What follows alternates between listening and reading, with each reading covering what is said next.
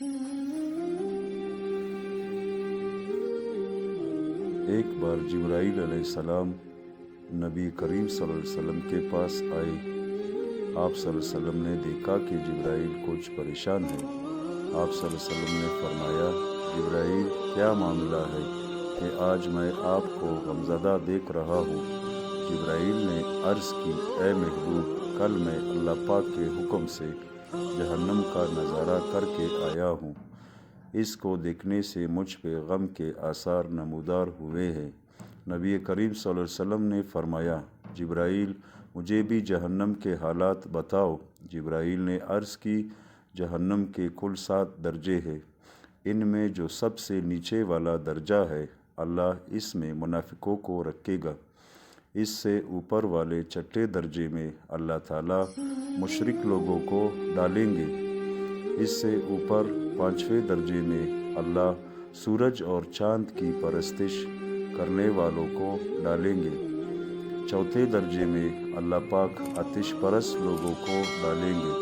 3 درجے میں اللہ پاک یہود کو ڈالیں گے۔ 2 درجے میں اللہ تعالیٰ عیسائیوں کو ڈالیں گے۔ یہ سب کہہ کر جبرائیل علیہ السلام خاموش ہو گئے تو نبی کریم صلی اللہ علیہ وسلم نے پوچھا، جبرائیل آپ خاموش کیوں ہو گئے؟ مجھے بتاؤ کہ پہلے درجے میں کون ہوگا؟ جبرائیل علیہ السلام نے عرض کیا، اے اللہ کے رسول، پہلے درجے میں اللہ پاک آپ کے امت کے گنہگاروں کو ڈالیں گے۔ جب نبی کریم صلی اللہ علیہ وسلم نے یہ سنا کہ میری امت کو بھی جہنم میں ڈالا جائے گا تو آپ بے حد غمگین ہوئے اور آپ نے اللہ کے حضور دعا کرنا شروع کی۔ 3 دن ایسے گزرے کہ اللہ کے محبوب مسجد میں نماز پڑھنے کے لیے تشریف لاتے، نماز پڑھ کر حجرے میں تشریف لے جاتے اور دروازہ بند کر کے اللہ کے حضور رو رو کر فریاد کرتے۔ صحابہ حیران تھے کہ نبی کریم پہ یہ کیسی کیفیت طاری ہوئی ہے۔ مسجد سے حجرے جاتے ہیں، گھر بھی تشریف لے کر نہیں جا رہے۔ جب تیسرا دن ہوا تو سیدنا ابو بکر رضی اللہ تعالیٰ عنہ سے رہا نہ گیا۔ وہ دروازے پہ آئے، دستک دی اور سلام کیا، لیکن سلام کا جواب نہیں آیا۔ آپ روتے ہوئے سیدنا عمر کے پاس آئے اور فرمایا کہ میں نے سلام کیا لیکن سلام کا جواب نہ پایا، لہٰذا آپ جائیں، آپ کو ہو سکتا ہے سلام کا جواب مل جائے۔ آپ گئے تو آپ نے 3 بار سلام کیا لیکن جواب نہ آیا۔ حضرت عمر نے سلمان فارسی کو بھیجا لیکن پھر بھی سلام کا جواب نہ آیا۔ حضرت سلمان فارسی نے واقعے کا تذکرہ حضرت علی رضی اللہ تعالیٰ عنہ سے کیا۔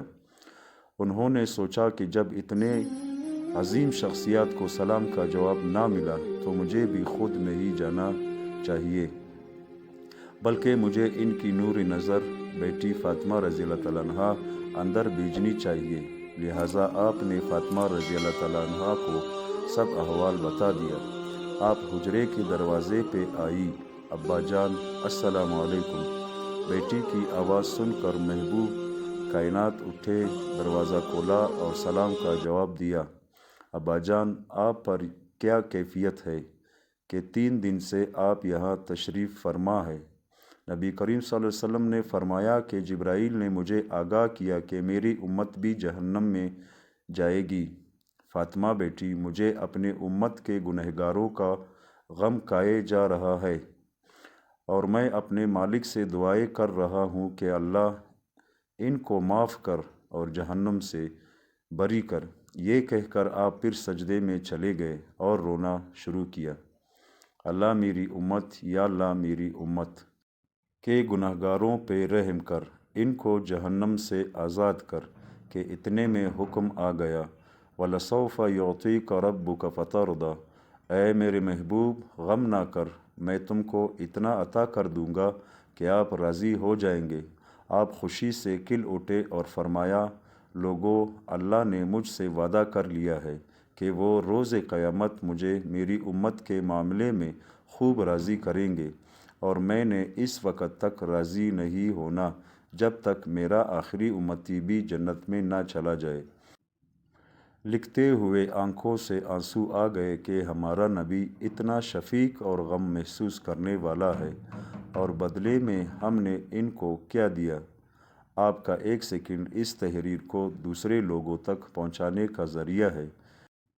میری آپ سے عاجزانہ اپیل ہے کہ لا حاصل اور بے مقصد پوسٹس ہم سب شیئر کرتے ہیں، آج اپنے نبی کی رحمت کا یہ پہلو کیوں نہ شیئر کریں؟ آئیں ایک ایک شیئر کر کے اپنا حصہ ڈالیں، کیا پتہ کون گنہگار پڑھ کر راہ راست پہ آ جائے۔ سبحان اللہ، جزاک اللہ۔